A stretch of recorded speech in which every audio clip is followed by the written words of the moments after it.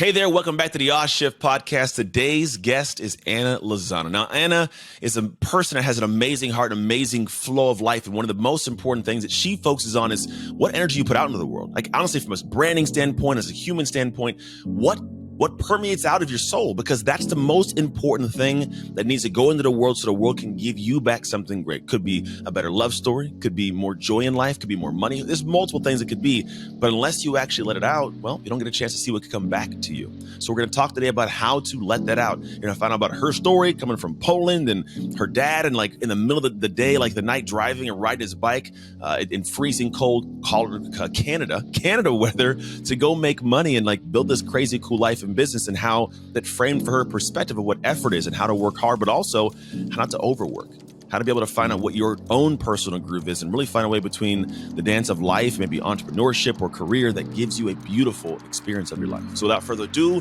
let's hop into the episode.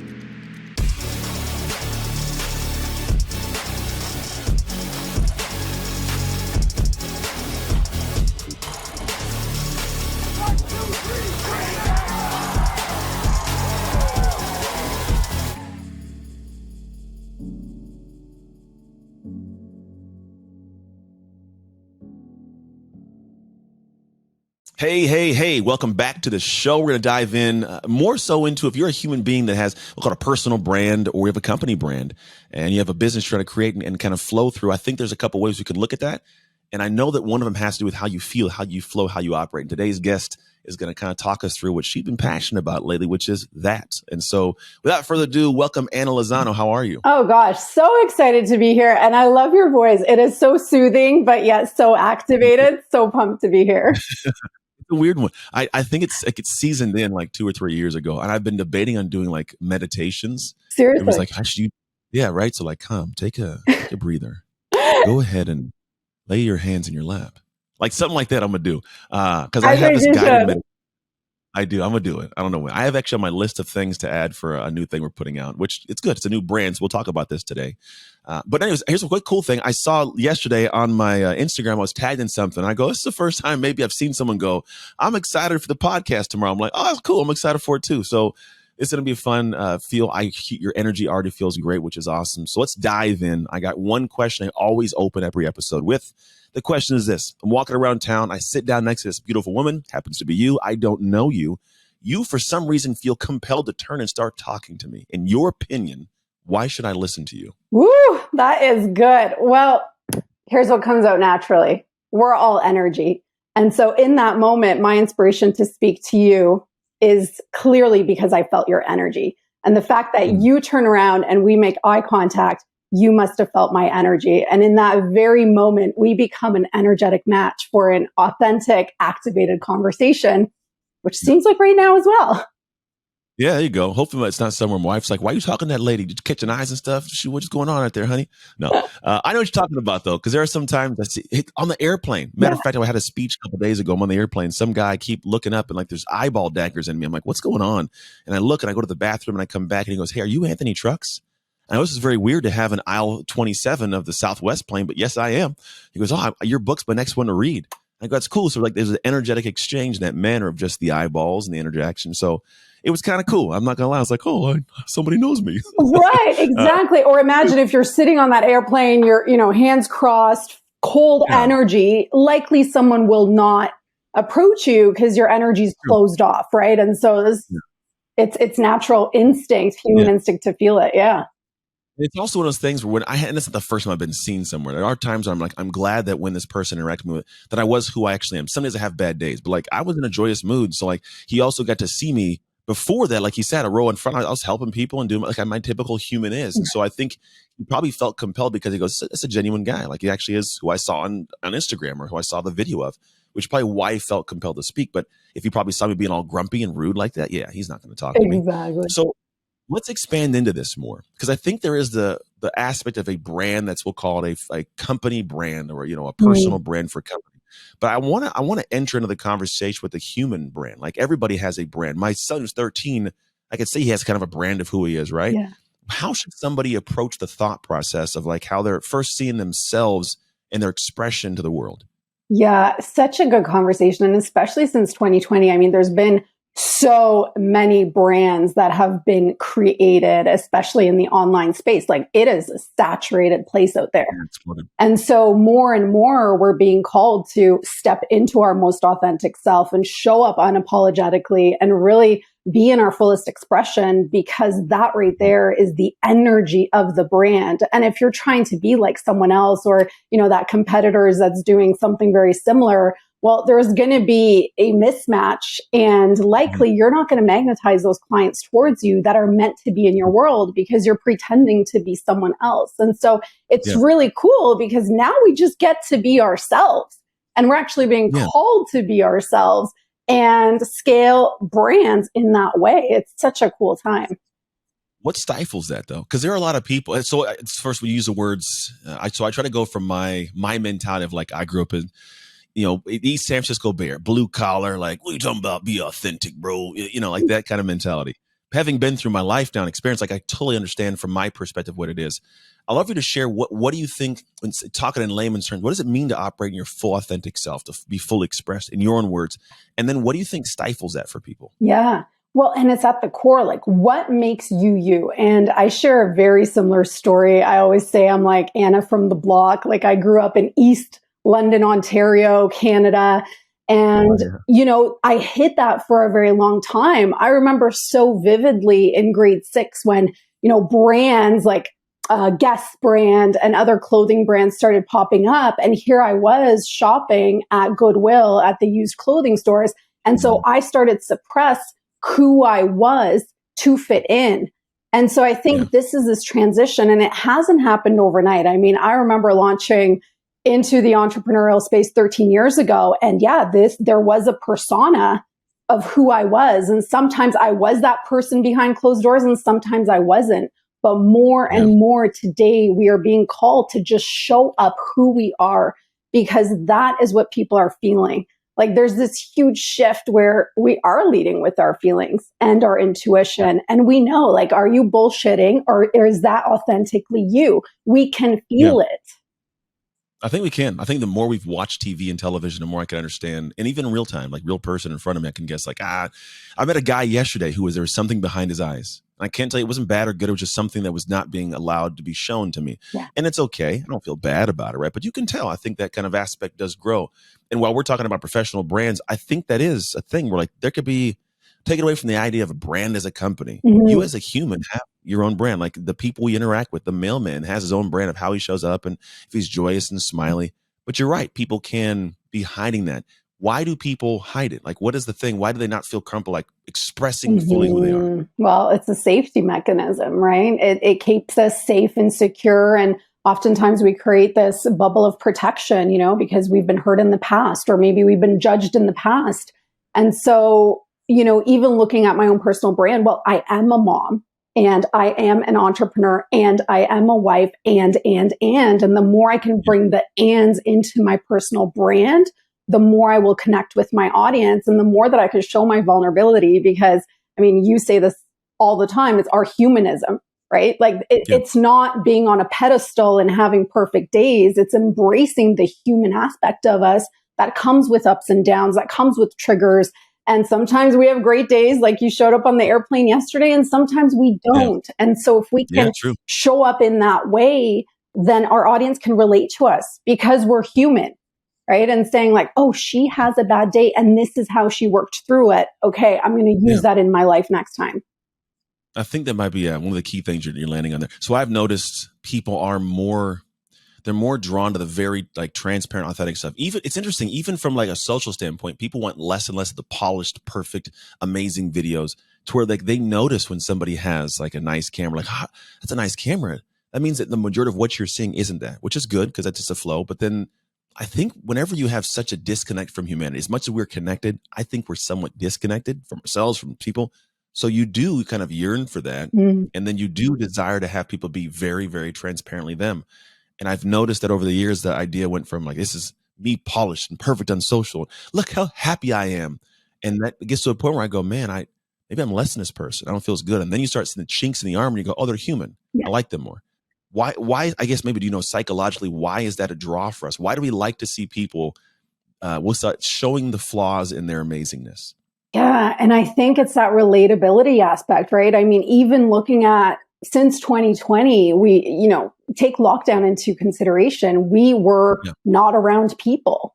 And now I'm seeing retreats and events and conferences like come back. And it's what we're craving. Like we're craving this human connection. And Yeah. also, I mean, the responsibility to be perfect all the time. That is a lot of work. And Yeah, it so is. being able to strip that down and hey, sometimes I like to dress up. Right now I'm dressed up because I was like, I'm going to dress up and match your brand and we're going to have a good Yeah. conversation. And it's what I Every felt time like you dress up doing. for my brand. It fits my brand, but I get what you're saying. I like that. Right. And I felt like doing that. It wasn't because I had to or I'm trying to be someone who I'm not. It's today I felt like dressing up. And sometimes I show up for podcast recordings in a hoodie and it is what it is, right? It's how Yeah. can we lead in that alignment of like what feels good for me in this moment. And then if we tie it back to this energy piece. So if we're all energy and we're transmitting this energy, our brand is transmitting this energy and our energy is boomeranging back to us with people, experiences, opportunities, whatever we're desiring to call into our life. Well, the more that we can be authentic, the more pure that energy is. And it'll just naturally magnetize towards us everything that we desire, right? Like that's the conversations I'm having right now. And like stripping down those pedestals. How many people have we put on pedestals? But at the end of the day, they're just people and they do have bad days and they do shit in the toilet, right? Like we're all human. Yeah. The crap. Yeah. The other day, I'm gonna be honest too. The other day I went, I'm doing this intermittent fasting and I went to eat, hibachi. Yeah. And I had to get food in like 5 minutes. So I smashed meat, chicken, rice. I put it down. The drive home, I get to the point, I'm like, this is coming out. I had to sit in the car for a second. If I moved, it was coming out in the car. I'm like, hold on, don't move. I can't move, love. And then I was like, all right, I'm going. I run in the house and I was like 6 inches from the toilet. I got a little dookie on the toilet seat. I'm not gonna lie. Oh, I love it. But I'm human, right? And, This happens. and how many of us have had that experience? I'm just coming back from a month in Mexico, and I got stories to share too, right? And it's like, we're human. We do these things. I think it is. And I think what you're alluding to and what I've noticed is somebody one time said that we'll talk about the things we want to draw to our life. Let's say one of them happens to be money. Because a lot of people do want to have money, but not have to buy Ferraris and Bentleys, but even if it's security, peace of mind, or to donate, right? You want to have revenue because you can do more with your dreams. But what they have to do is they look at it as currency, meaning it has to flow. And I love the idea that like if I can give my true pure energy out, unstifled, this is who I am, I put into the current. So currency flows back to me. Yep. That's kind of the way I've always I like that language that the person used. I don't know who told me this, but it was cool to like hear it like that. And I go, it is kind of true. Because if you give your energy out and you flow it out and like, don't stifle it you might have people go, I don't like this. Yeah. That's okay. It's completely okay if they don't like it. Because then what happens is the people who are for it go, oh, cool, more for me because it's flowing out. But if you don't flow it out or flow it out perfectly, you have two people missing out. The one person who's like, oh, maybe this is a person for me, and they're really not, but they don't know it. And the person who is for you who also doesn't know it. So you don't actually get anybody to accept you. Yeah. Oh, I love that conversation. See, I look at it as a boomerang, right? Like this boomerang of energy, but this current, I mean, very similar visual. And also, I mean, when we think of money as energy, and money really it's just paper. It takes on the energy that we give it. So if we put money on a pedestal or we have these, big stories and traumas and beliefs around money, well, that's that heavy energy that money's carrying. And so, I mean, that's a lot of reprogramming work that I've done, having grown up the way that I did, was around this conversation. Yeah. Let's unpack that because that's one I think a lot of people, I had it. I grew up in a poor family. Money was never a conversation. I believe you can't get good at something you don't talk about or engage with a discussion on. So if you might mind like unpacking where you've come from, like who are you as a human? Yeah. So why people go, oh, this lady knows some things. Yeah. And when I think of 6-year-old Anna, I mean, sometimes she brings me to tears because it was rough. It wasn't easy. We came from Poland in 1990 and my parents had 2 suitcases, $200 in their pocket, didn't speak English. And, it was witnessing my dad, who had a career in Poland, unable to use it in Canada, get on a bicycle in the middle of Canadian winter and drive to clean dishes at a restaurant on his bicycle. And so I think here too, when I have these conversations about entrepreneurship and it being hard or, scary or fearful, like for me, hard is waking up in the middle of the night, getting on a bicycle and riding your bike in snow to go clean dishes at a restaurant. And so that's also what's created this drive within me, because what we get to do is easy and our human is what makes it difficult. And so, that was the evidence of work that I had growing up. And then layer in the immigrant mindset of working hard, studying hard, going to a great school, climbing the corporate ladder to get a safe and secure job. Like that really was the reality that I entered as an adult. And so I got into corporate and I looked around. I was like, OMG, I'm supposed to do this for the next 50 years of my life. And I quit. I was like, this is not for me, even though this is the evidence of safety, air quote, that, my parents wanted me to create. And I started to rebel against it because it just did not feel good. It's interesting. I get the feeling. And there's a great book by Tamara Lowe called, what's it called? Motivation, or Get Motivated. And it talks about drives, needs, and awards. And I found, like, for example, my best friend in the world, he's a guy that he has a job. He loves knowing he gets a check next week, what it is and how his hours and all that kind of stuff. But he has to, ask for 2 weeks off, but he likes the security of it. For myself, he's what's called a needs of stability person. I'm a variety person.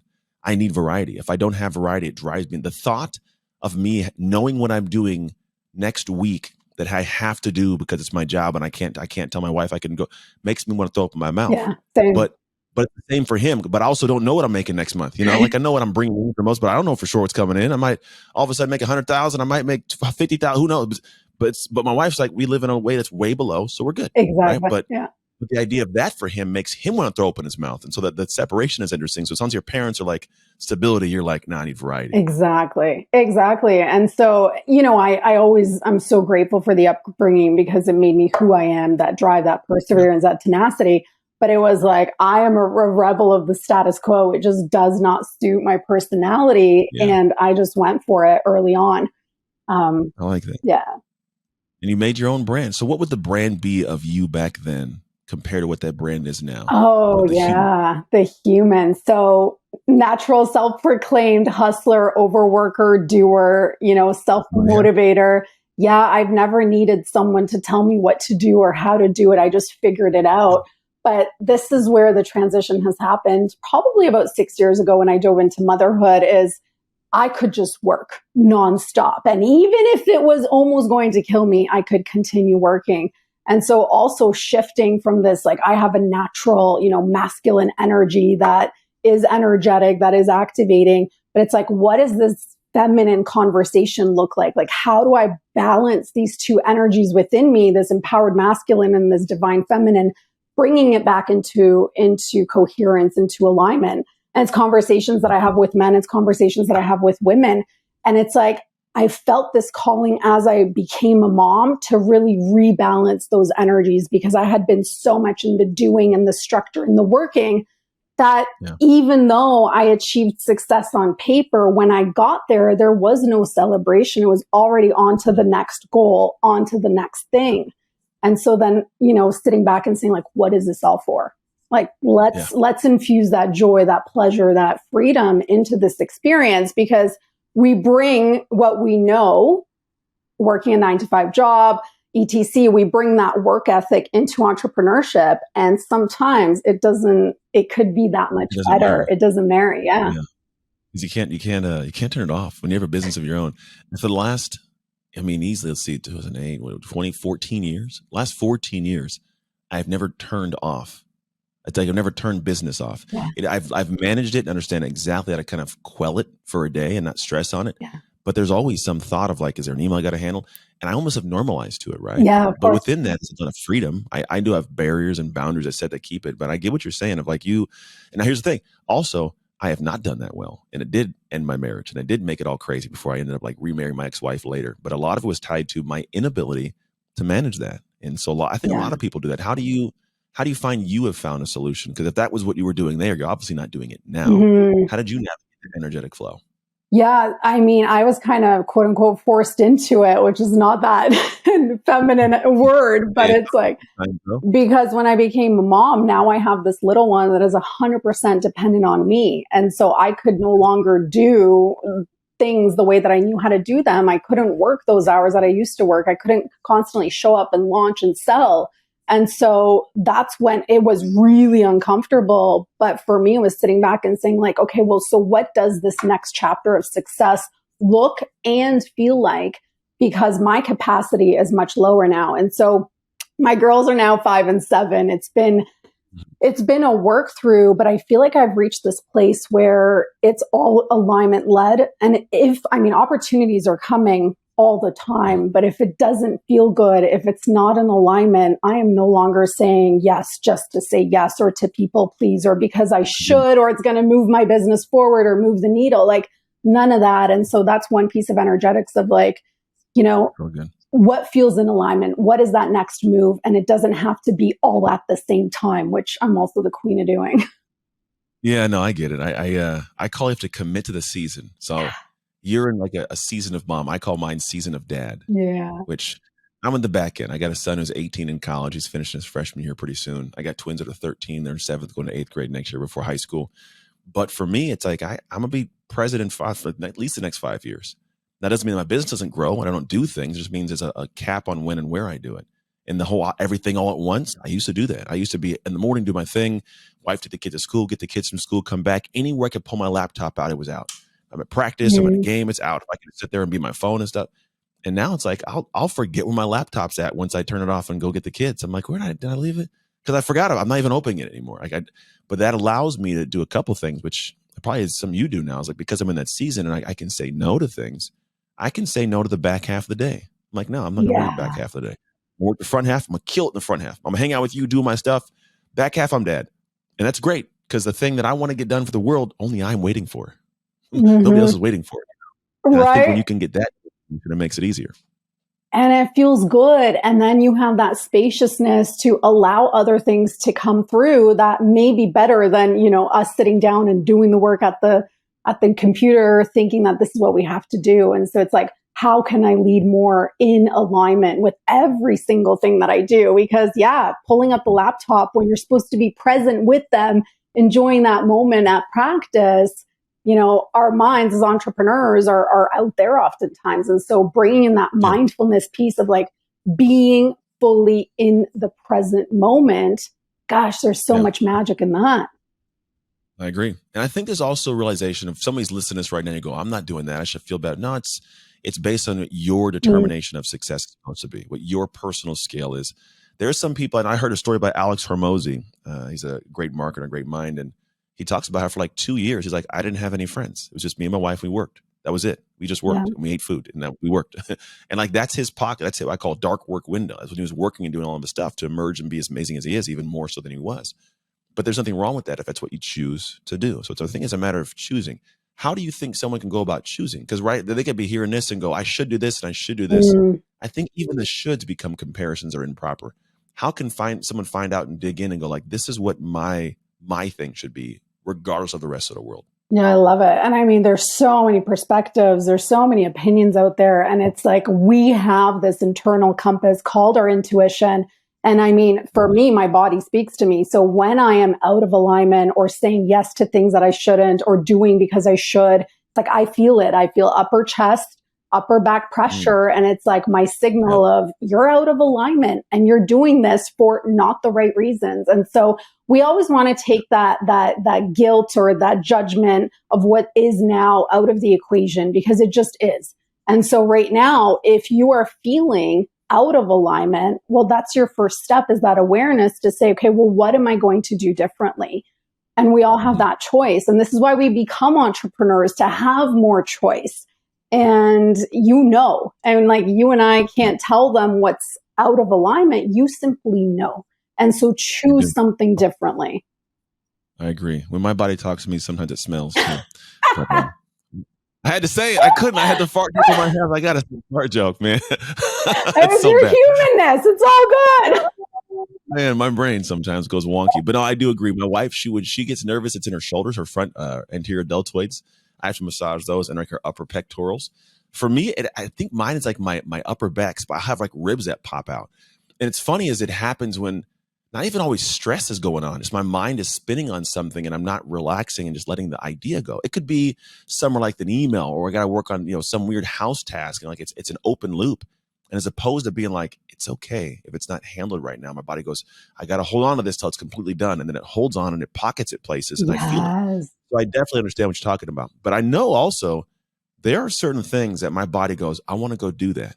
And then other people in my life, or the comparison part of my mind goes, but what if you get viewed like this when you do that?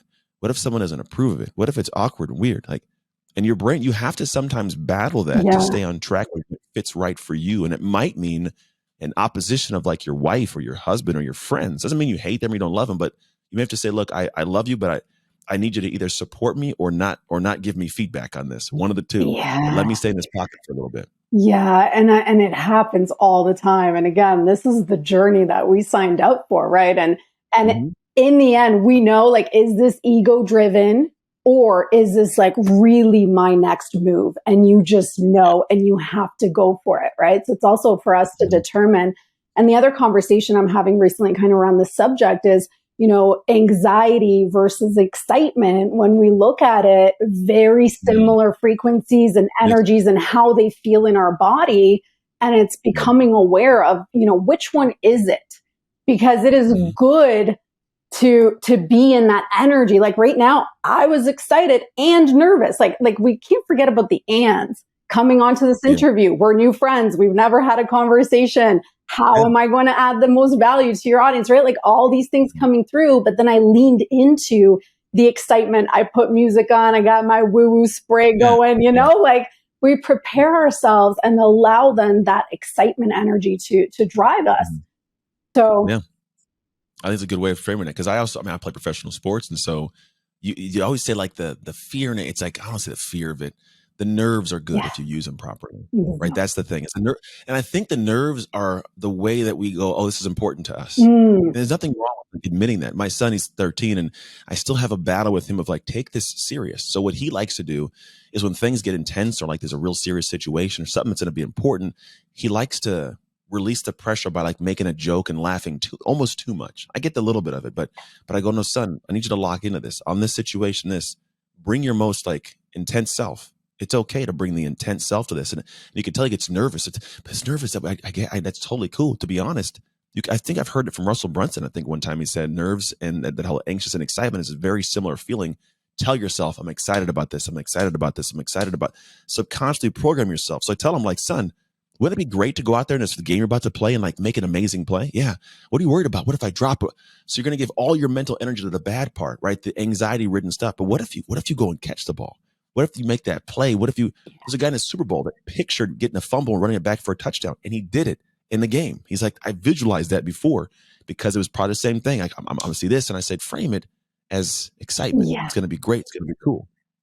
Oh, and use it as fuel, right? And if our thoughts become things, then we don't want to manifest the other outcome, right? Yeah. And these are the conversations I'm having with my 4-year-old too. I'm like, you are manifesting that in this very moment by bringing Yeah. so much energy behind those thoughts, behind those words. It's going to become your reality.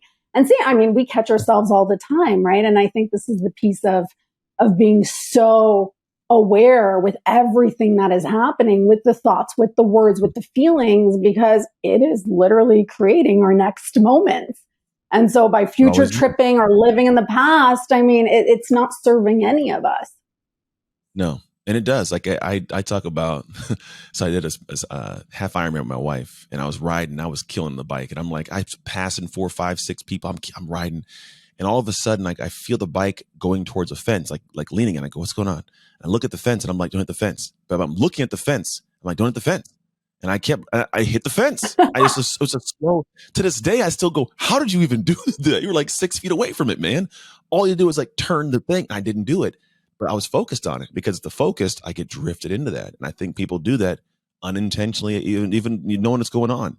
Now to circle back to the idea of the work you do, because your big thing is, well, I know you work with a lot of women, like it's a big thing. It's Women's Month is recording, this was great, but your big thing is helping entrepreneurs embody their own success stories. And so I think we're talking a lot about this idea of flow and energy, but there might be a part of it that's not anchoring down to how amazing we are and letting that sometimes flow out. Oh, I think we do a great job of seeing the sucky stuff, but not embellishing in a positive way the great stuff and success. exactly. And it's just anchoring into that and making that greatness that we all have within the leading force, the part of the scaling strategy, right? Because I mean, my first businesses were mostly strategy focused. And it's like, this is the strategy, this is what I'm going to do, and it's going to work no matter what. And then, like I said, that didn't feel good anymore. And so it's like, we all have these dreams, these passions, these skills, these experiences, these stories like within us.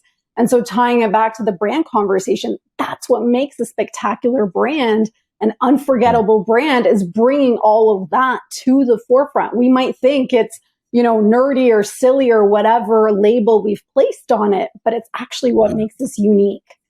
And so more of that. So I feel like for me, with the coaching work and the mentorship work that I do, is I can see that within that woman that I'm connecting with. And yeah, I mostly work with women. This is actually the first podcast I'm on with a male, which is awesome. No. Yeah. Hey, I hope I'm nice with me. I'm a nice guy. I like to hang out with people. And it's like, isn't that cool? It's awesome. I know. I'm really grateful. And it's like, well, thank you. Yeah. Thank you for having me. And seeing that greatness within someone that they might not see in that very moment. So I like to call myself an activator, because I don't like to work with clients for long periods of time. Like, I come in there, shifts potency, and then we move forward. Like, I'm not best friend you need in the moment where you're not believing in yourself. I get it, man. We all need that kind of we all need the a-hole in our life at times. Not that got to be mean, but sometimes it feels like that. And actually, I go back, and as a guy, this is my experience, and I don't think maybe you can relate to this. Maybe you can, who knows? But when I played, or even in life, I found that the times that I improved as a human and as a player were when other individuals were people I hated in real time. Oh. I hated them. And here's the thing. I hated them not because of their humanity, but what they were forcing me to do that I didn't want to do.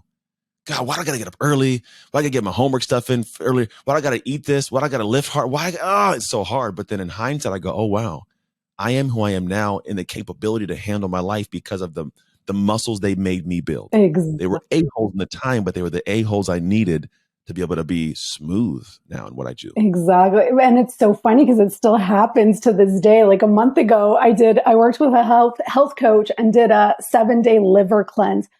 OMG, how much I disliked this woman for 7 days. And she's checking in. How's the smoothie? How's the fasting? I had some big words for her. But after those 7 days, I felt so good. And I was like, V, I am so sorry for being a bitch.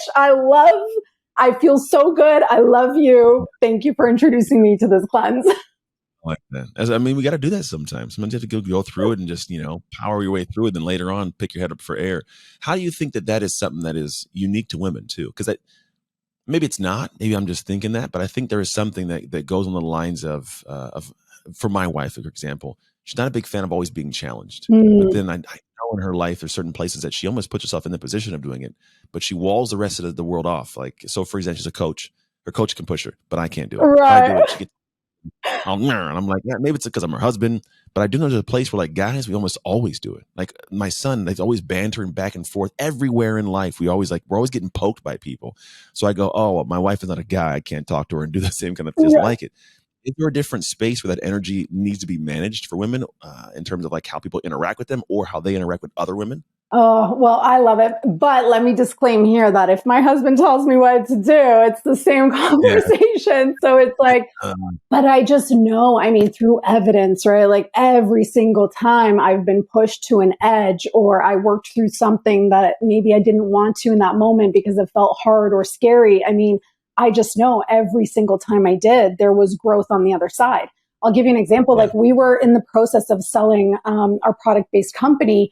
And it was 9 months, which, seems long for some, seems short to some. For me, being in it and 3 deals falling through before the next one was the successful sale. That took a lot of pushing our edges and boundaries and trying different strategies, but also this like holding the faith that we know this company is going to sell because of the mission, the vision behind it. and, the 5 years of love and energy that we put into it. And so it's like, no, I just know my evidence is every time I do that thing that I so don't want to, and I'm so uncomfortable, there's growth, there's expansion, there's opportunity, there's new relationships, connection. And so I think once we build up that muscle, then we just kind of lean into it because there's something great behind it. I think it's human too. It's not like a man or woman thing. That's a legitimate human need. I think this may be a little left direction, but I think we operate in a world nowadays that appeases the weaker side of us. And I don't know if it's a great thing because it robs us of the moments of pure elation for a hard accomplishment. Yeah. And there's something to that. Well, you're talking to, like, it was hard, it was difficult, but now you know what you can handle, which is more than you thought you could the first time. And the backside, that's a sense of confidence and pride. We go like, hey, I'm gonna walk with my chest a little higher today because I know how dope I am, and that's great. I think people also need individuals to show that. So they go, I know who to follow. I know to follow someone who's done the work again, guys. Because if you as a coach, if you hadn't walked the walk or ran the race, I'm not going to listen to you properly, or you're not going to know how to really, really help me.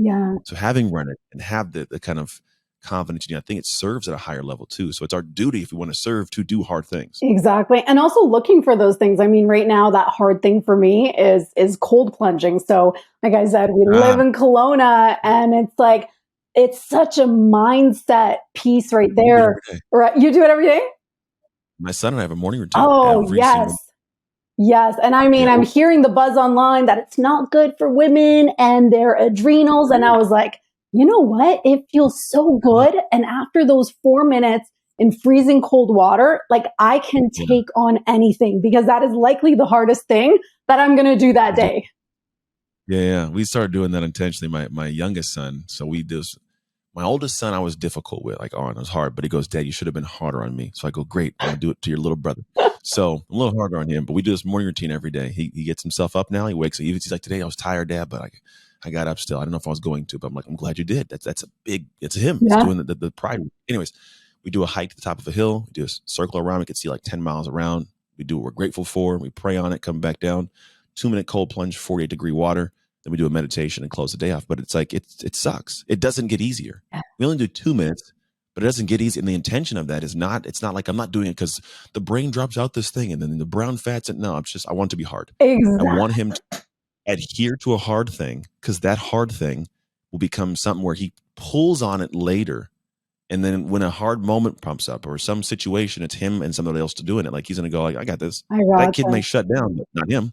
That's why I do it. But I'm all on the same thing. We did it in college too, but the cold plunges, definitely in. Oh, and you're an athlete. I mean, it would seem easier for you, right? But it sucks.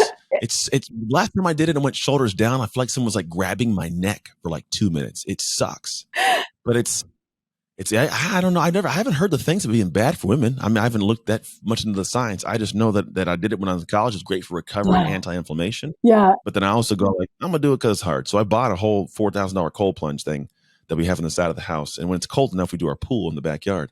But the cold plunge is like, it's a staple of our existence. But that's who we are. We do hard things as a family. It's the key. I love it. And I mean, that's why I do it. I guess the conversation is, when you're close to adrenal fatigue, this could push you over the edge. But for me, I do it. I do it for this. And it's like, and people ask me all the time, do you love it? I'm like, no, of course I don't love it. Like, very similar response, but it's pushing me to do something that, we can apply to every single situation. It's like, I don't love it, but I love who it makes me. Yeah, that's good. Yeah. That's good. Right? You take it, run with it. Why not? Because it's kind of thing you actually are into now. I like that. It's kind of cool. You have some things you're doing. So what are some of the key things that you do to push yourself besides the cold plunge? If we're talking about this idea of letting it flow, energy coming out, like you had, what are the things of your current energy? You're like, this is what I want to express to the world. I want this to be just out there, unabated, unstifled. What are those things you're trying to emote or emit out to the world?